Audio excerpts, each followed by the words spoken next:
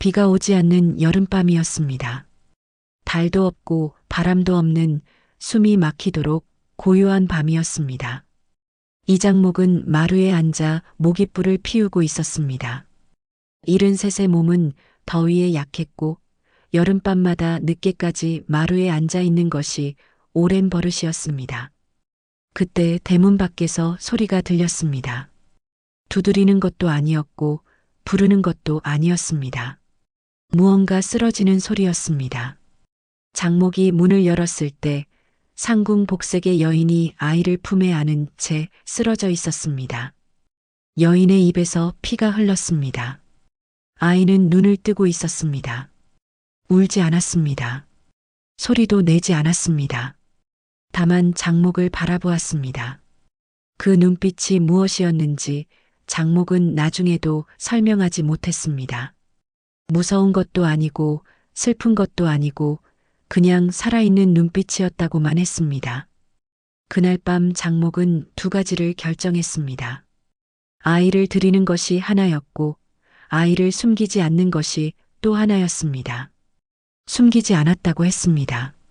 그런데 아무도 이 아이의 정체를 알아보지 못했습니다.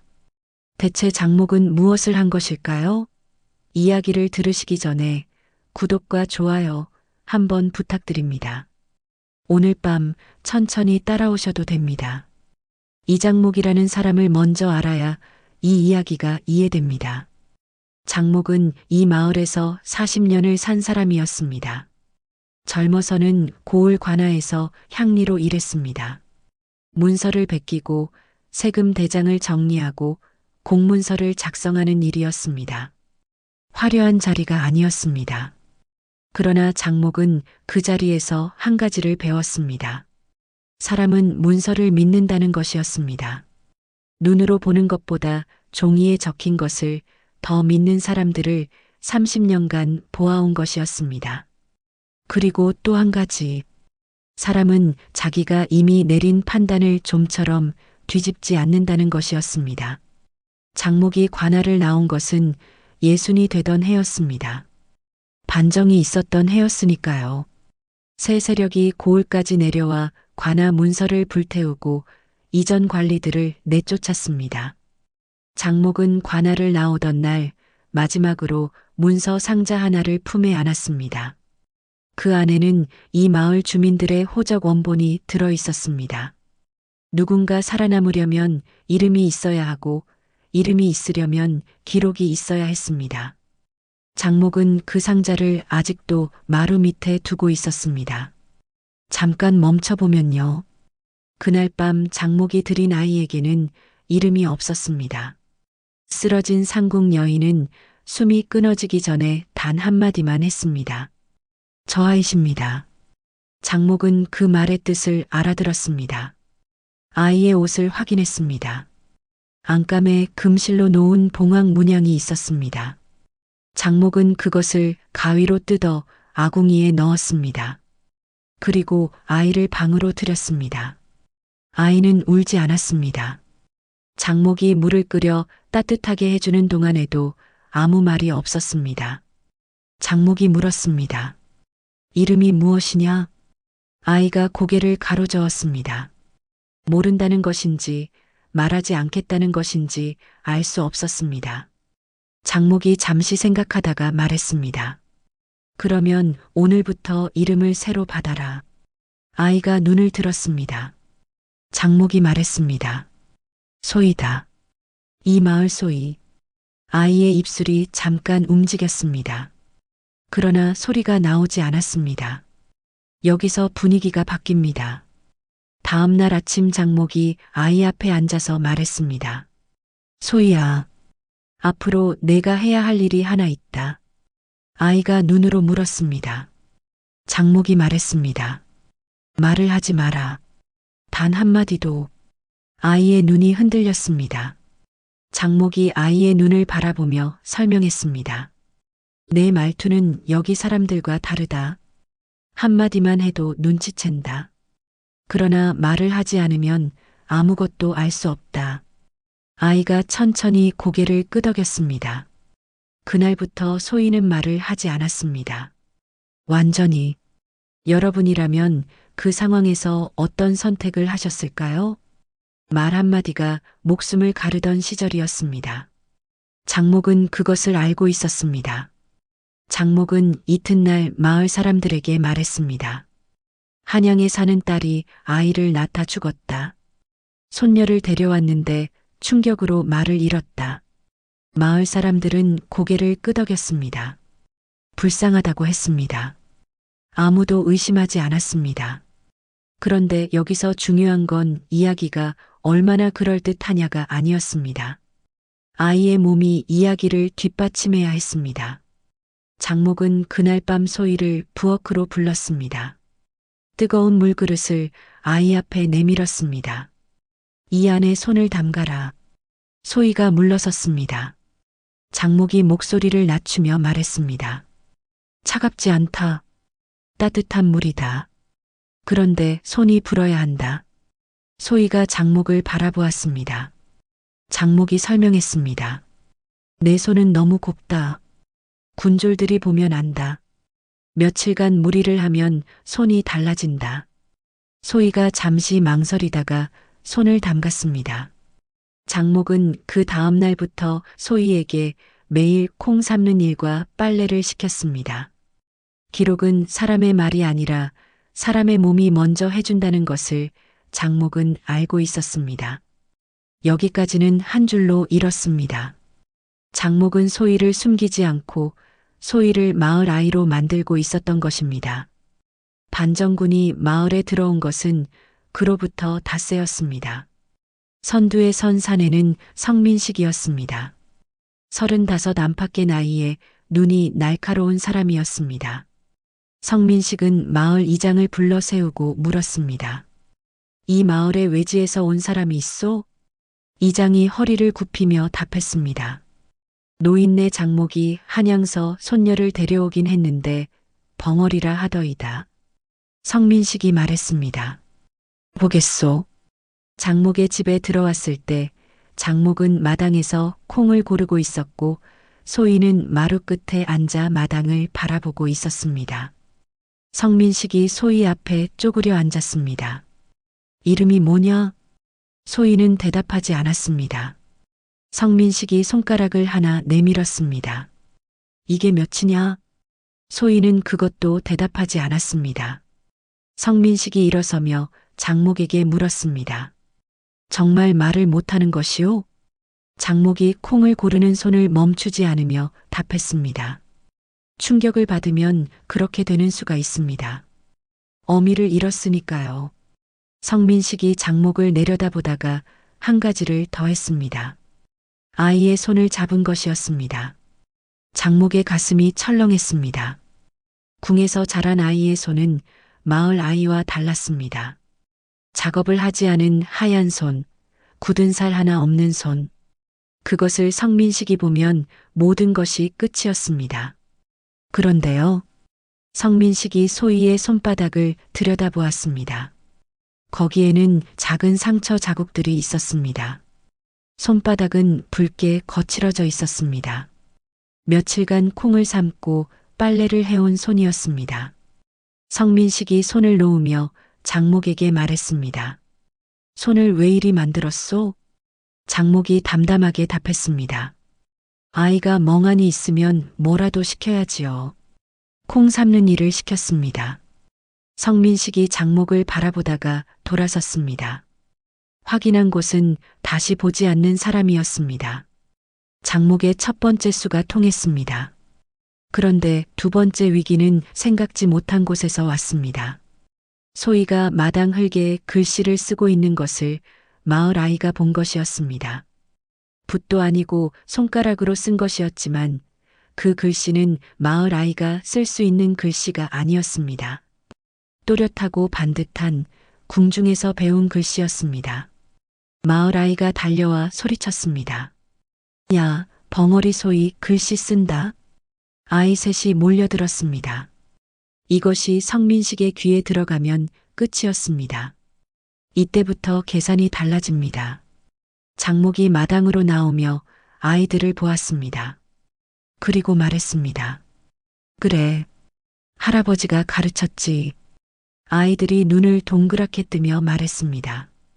우리도 가르쳐 주세요. 장목이 고개를 끄덕였습니다. 원하면 가르쳐 주지. 그런데 부모한테 먼저 여쭤봐라. 그날 이후 장목의 집 마루에는 매일 아이들이 둘셋씩 모였습니다. 소희도 그 사이에 앉아 함께 글씨를 썼습니다. 마을 아이들 가운데 앉혀놓으니 소희의 반듯한 글씨도 그냥 할아버지 밑에서 배운 글씨처럼 보였습니다. 숨기는 것이 아니라 녹아들게 하는 것이었습니다. 위협 속으로 들어가서 위협을 흐리게 만드는 방법이었습니다. 이것이 30년간 문서를 다루던 사람의 방식이었습니다. 잠깐 멈춰보면요. 종이 위에 글씨가 특별해 보여도 주변의 글씨들이 모두 비슷해 보이면 그 글씨는 더 이상 증거가 되지 않는다는 것을 장목은 알고 있었습니다. 그런데 성민식이 마을을 떠나지 않고 있었습니다. 일주일이 지났는데도 마을 어귀에 군졸 둘이 남아 있었습니다. 복남이가 나루터에서 장목에게 말했습니다. 할아버지, 아직도 어딘가를 의심하고 있는 것 같습니다. 그 무렵이었습니다. 소희가 마루에 혼자 앉아 있다가 일어서서 대문 쪽으로 걷기 시작했습니다. 장목이 조용히 뒤를 따랐습니다. 소희가 대문 밖에 섰습니다. 저 멀리 마을 어귀에 군졸이 보였습니다. 소희가 그쪽을 한참 바라보았습니다. 장목이 소희 옆에 서서 나지막이 말했습니다. 보이지? 소희가 고개를 끄덕였습니다. 장목이 말했습니다. 저들이 떠날 때까지 우리는 변하지 않는다. 알겠느냐? 소희가 고개를 끄덕였습니다. 그 순간이었습니다. 소희가 장목의 손을 잡았습니다. 말을 하지 않으면서 손을 잡은 것이었습니다. 장목은 잠시 굳었습니다. 그리고 천천히 소희의 손을 맞잡았습니다. 둘이서 한참을 그렇게 서 있었습니다. 군졸이 있는 방향을 바라보며 그냥 서 있었습니다.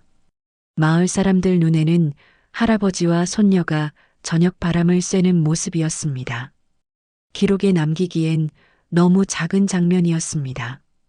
하지만 그날 저녁은 그 두 사람의 마음속에 가장 길게 남은 시간이었을 것입니다.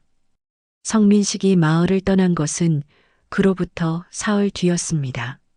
세자를 찾지 못한 채 다음 고을로 이동한 것이었습니다. 수색대가 떠난 날 저녁 장목이 소희 옆에 앉으며 말했습니다. 소희야. 소희가 장목을 바라보았습니다. 장목이 말했습니다. 조금 있으면 다른 사람들이 올 것이다. 너를 데리러. 소희의 손이 굳었습니다. 장목이 말했습니다. 그 사람들은 나쁜 사람들이 아니다. 선왕 때 충신이었던 어른이다. 소희가 고개를 들어 장목을 바라보았습니다. 장목이 말했습니다. 거기 가면 말을 할 수 있다. 말을 해도 된다. 소희의 눈에 물기가 차올랐습니다. 장목이 천천히 말했습니다. 여기서는 말을 하지 않는 것이 너를 지키는 것이었다. 거기서는 말을 하는 것이 너를 지키는 것이다. 소희가 잠시 뒤 붓을 들었습니다. 종이 위에 천천히 써내려갔습니다. 할아버지도 같이 가면 안 돼요. 장목이 그 글씨를 보며 말했습니다. 할아버지는 여기 있어야지. 콩 삶는 사람이 없으면 마을이 안 된다. 소희가 다시 썼습니다. 저도 콩 삶을 수 있어요. 장목이 피식 웃었습니다. 그래, 잘한다. 그런데 내가 할 일은 다른 데 있다. 소희가 또 썼습니다. 할아버지가 가르쳐줬잖아요. 장목이 잠시 말이 없었습니다. 그리고 소희의 머리에 손을 얹었습니다. 맞다. 내가 가르쳐줬지. 그 손이 굽고 거칠었습니다. 그러나 흔들리지 않았습니다. 소희를 데리러 온 사람은 전직 병조 참판 출신의 노인이었습니다. 관복을 벗은 차림이었지만 허리가 곧은 사람이었습니다. 그가 소희를 보자 무릎을 꿇었습니다. 소희는 장목 뒤에서 고개만 내밀다가 천천히 나왔습니다. 노인 앞에 서서 그 자리에서 처음으로 입을 열었습니다. 고맙습니다. 딱 두 글자였습니다. 그 말을 들은 장목의 손이 소희가 보지 않는 곳에서 잠깐 떨렸습니다. 배가 강가운데로 나갔습니다. 소희가 뒤를 돌아보았습니다. 장목은 강가에 서 있었습니다. 손을 흔들지 않았습니다. 다만 서 있었습니다. 배가 강구비를 돌아보이지 않을 때까지 그 자리에 서 있었습니다. 복남이가 옆에 와서 조용히 말했습니다. 할아버지, 들어가시지요. 장목이 대답하지 않았습니다. 한참 뒤에야 몸을 돌렸습니다. 그리고 부엌으로 들어가 아궁이에 불을 넣었습니다. 콩을 물에 불려야 했습니다. 내일도 두부를 만들어야 했으니까요. 세월이 흘렀습니다. 소희가 떠난 뒤에도 성민식을 비롯한 반정의 주모자들은 결국 역적으로 붙잡혔다고 합니다. 코앞에 있던 왕족을 3번이나 보고도 알아보지 못한 것이었으니까요. 자기 판단을 의심하지 않는 사람의 끝이 그러했습니다. 마을 이장도 공을 바라고 밀고를 했다가 쫓겨났습니다. 장목은 그 소식들을 복남이에게서 전해 들으며 매일 두부를 만들었습니다. 달라진 것이 있다면 글씨를 배우러 오는 아이들이 더 늘었다는 것이었습니다. 소문이 났습니다. 마을 노인 장목에게 글씨를 배우면 손글씨가 반듯해진다고. 장목은 그 아이들을 매일 마루에 앉혀놓고 글씨를 가르쳤습니다. 가끔 마루 끝에 아무도 없는 자리가 눈에 들어올 때가 있었습니다. 소희가 앉아있던 자리였습니다. 장목은 그 자리를 한번 바라보고 나서 다시 아이들을 보았습니다. 자, 이 글씨는 이렇게 쓰는 거다. 봄이 지나고 여름이 왔을 무렵 내관이 찾아왔습니다. 전하께서 입궁하시라 하셨습니다. 장목은 콩을 고르는 손을 멈추지 않았습니다. 잠시 뒤에 답했습니다. 나는 궁을 나온 사람이 아닙니다. 궁에 있어 본 적이 없는 사람입니다. 내관이 한 발 다가서며 말했습니다. 전하께서 꼭 뵙고 싶다 하셨습니다. 장목이 고개를 들어 내관을 바라보았습니다. 그러면 한 가지만 물어보겠습니다. 그 아이가 말을 잘하는지. 내관이 잠시 머뭇거리다가 공손하게 답했습니다. 전하께서 말씀을 잘하십니다. 다만 가끔 말없이 창밖을 바라보시는 때가 있다고 합니다. 장목의 손이 소쿠리 위에서 잠깐 멈추었습니다. 그리고 콩 하나를 골라 넣으며 말했습니다. 그러면 됐습니다. 내관이 돌아서다가 다시 허리를 숙이며 말했습니다. 전하께서 한 말씀 더 전하라 하셨습니다. 장목이 손을 멈추었습니다. 내관이 또렷하게 전했습니다. 할아버지 덕분에 저는 말을 할 수 있게 되었다고 하셨습니다. 말을 하지 않는 것도 말을 하는 것도 모두 할아버지에게 배웠다고 하셨습니다. 장목은 한참 동안 소쿠리 위에 콩을 바라보았습니다. 콩알 위로 물방울이 하나 떨어졌습니다. 장목이 앞치마 끝으로 눈가를 훔쳤습니다. 그리고 자리에서 일어났습니다. 내일도 두부를 만들어야 했으니까요. 장목이 한 나라의 운명 옆에 있었다는 것을 강마을 사람들은 끝내 알지 못했습니다. 그 사람은 그저 글씨를 가르치고 두부를 만드는 노인이었으니까요. 기록은 끝났지만 사람의 삶은 이어졌습니다. 오늘 이야기는 여기까지입니다. 좋아요 한번 눌러주시면 큰 힘이 됩니다. 구독을 아직 안 하신 분들은 구독도 함께 부탁드립니다. 다음 이야기도 정성껏 준비해 오겠습니다.